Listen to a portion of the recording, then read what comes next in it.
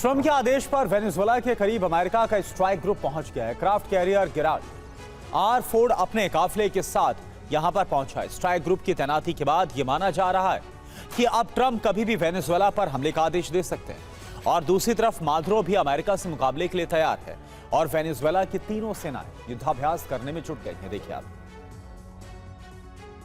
क्या वो पल आ गया है जब वेनेजुएला के करीब मौजूद अमेरिकी नेवी, एयरफोर्स और कमांडो अपनी ताकत दिखाएंगे।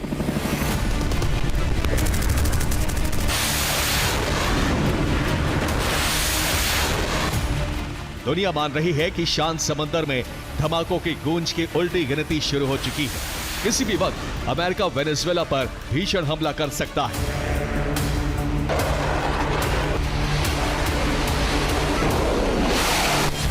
इस अंदेशे की सबसे बड़ी वजह है अमेरिकी स्ट्राइक ग्रुप। यह यूएस नेवी का Gerald R Ford carrier strike group है जो अब वेनेजुएला के करीब है। मंगलवार को दुनिया का सबसे बड़ा विमान वाहक पोत USS Gerald R Ford Latin America पहुंच गया है। एयरक्राफ्ट कैरियर के साथ 2 मिसाइल कैरियर भी हैं। एक मिसाइल डिफेंस कमांड शिप भी तैनात है। स्ट्राइक ग्रुप के साथ 4000 अमेरिकी सैनिक हैं। वेनेजुएला ने भी सैनिकों की तैनाती बढ़ा दी है और मादुरो ने दावा किया है कि दुनिया अब एक बड़े घमासान के लिए तैयार है। हालांकि अमेरिका ने कहा है कि एयरक्राफ्ट कैरियर की तैनाती सिर्फ इलाके में ड्रग्स तस्करी पर निगरानी के लिए हुई है।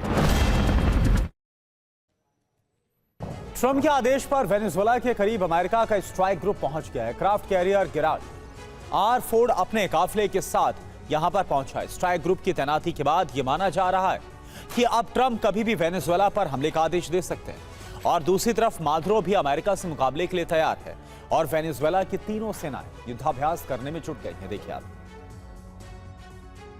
क्या वो पल आ गया है जब वेनेजुएला के करीब मौजूद अमेरिकी नेवी, एयरफोर्स और कमांडो अपनी ताकत दिखाएंगे।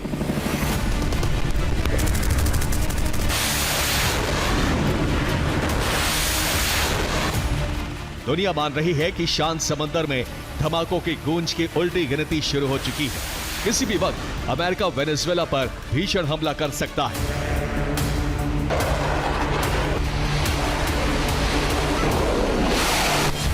इस अंदेशे की सबसे बड़ी वजह है अमेरिकी स्ट्राइक ग्रुप।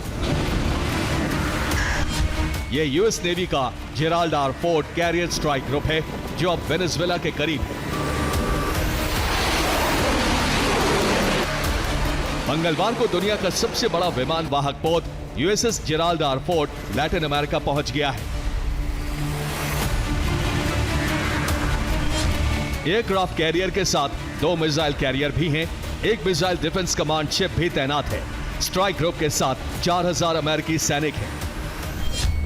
वेनेजुएला ने भी सैनिकों की तैनाती बढ़ा दी है और मादुरो ने दावा किया है कि दुनिया अब एक बड़े घमासान के लिए तैयार है। हालांकि अमेरिका ने कहा है कि एयरक्राफ्ट कैरियर की तैनाती सिर्फ इलाके में ड्रग्स तस्करी पर निगरानी के लिए हुई है।